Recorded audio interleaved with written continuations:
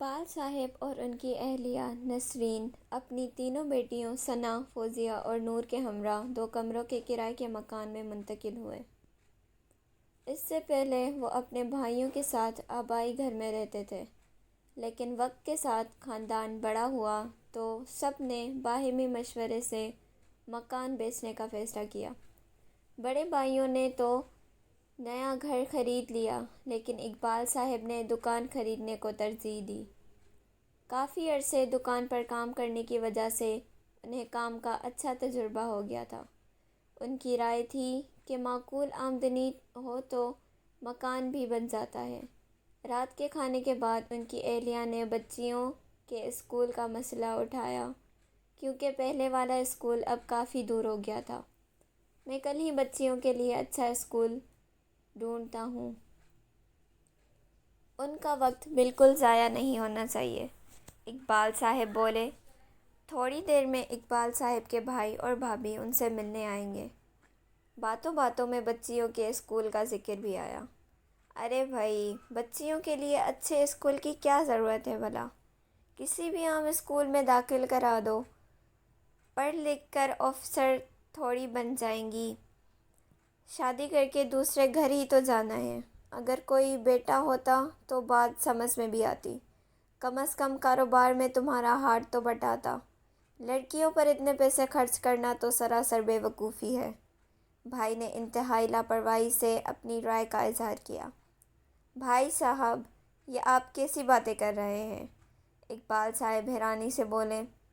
ٹھیک ہی تو کہہ رہا ہوں میں تمہارے بھائی، بیٹیوں کو تو ویسے بھی پرائے گھر جانا ہوتا ہے، تو کیا ضرورت ہے ان پر اتنے پیسے خرچ کرنے کی؟ اب دیکھو نا، ہمارے ماشاءاللہ 4 بیٹے ہیں۔ تھوڑا بہت پڑھ لکھ لیں گے تو اپنے والد کے ساتھ کاروبار سنبھالیں گے، اور ویسے بھی آج کل تعلیم حاصل کرنے کا کیا فائدہ؟ ملازمت تو ملتی نہیں ہے، بہتر یہی ہے کہ پیسے بچا کر رکھیں۔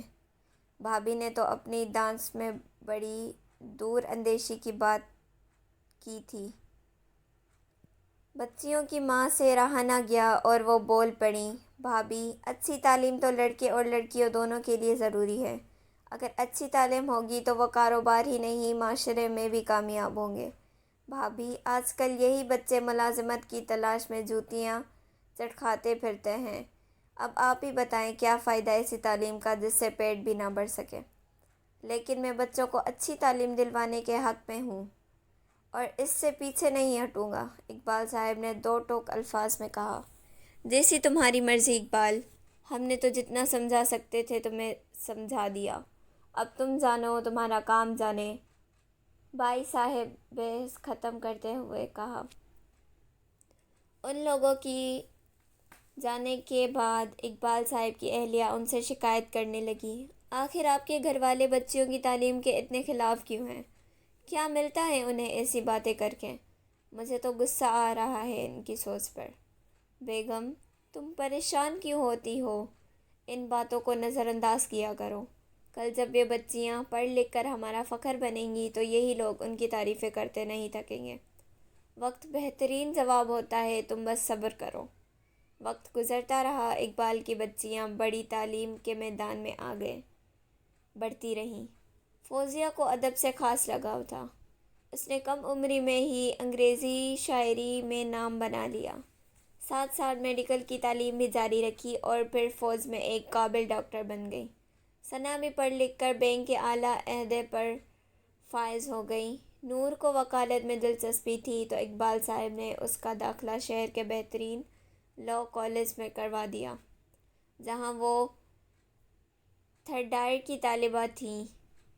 کل تک جن بچیوں کی تعلیم کی مخالفت کی جا رہی تھی، آج وہ اپنے خاندان کا فخر بن گئی ہیں۔ ہر کوئی اقبال صاحب اور ان کی بیگم کی اعلیٰ ترتیب کی تعریف کرتا تھا۔ پھر ایک دن اقبال صاحب کے بھائی اور بھابھی ان سے ملنے آئے۔ وہ کچھ پریشان لگ رہے تھے۔ اقبال، تم نے اور نسرین نے جو کہا وہ کر کے دکھا دیا۔ ہماری لاکھ مخالفت کے باوجود تم نے بچیوں کی تعلیم و تربیت میں کوئی کسر نہیں چھوڑی۔ آج تمہارے اور ثنا کے پاس ایک خاص مقام سے آیا ہوں۔ بھائی صاحب، ہم نے تو بس اپنا فرض ادا کیا، آپ کہیے، ہم سے جو ہو سکا ضرور کریں گے انشاءاللہ۔ اتنی دیر میں ثنا بھی چائے لے کر آ گئی۔ اصل میں تمہیں معلوم ہے کہ آج کل کے کاروبار کے حالات کچھ ٹھیک نہیں، بھائی صاحب نے کہنا شروع کیا۔ اب بچوں کی بھی شادی ہو گئی ہے، ایسے میں ایک دکان سے گزارا مشکل ہے۔ میں چاہ رہا تھا کہ ثنا بیٹی اپنے بھائیوں کو کہیں ملازمت پر لگوا دے۔ ماشاءاللہ، ہماری بیٹی اتنے بڑے عہدے پر کام کر رہی ہے، اور پھر اس کے تعلقات بھی ہیں۔ بھائی صاحب نے بڑی لجاجت سے بات مکمل کی۔ وہ تو ٹھیک ہے تایا ابو، ثنا کہنے لگی، مگر آپ کے بچوں نے تو تعلیم مکمل ہی نہیں کی، صرف میٹرک کر کے چھوڑ دیا۔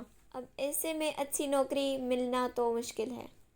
لیکن آپ فکر نہ کریں، میں کوشش کرتی ہوں، انشاءاللہ سب بہتر ہو جائے گا، ثنا نے تایا ابو کو تسلی دیتے ہوئے کہا۔ اقبال صاحب کی بھابھی کچھ شرمندہ سی ہو رہی تھی۔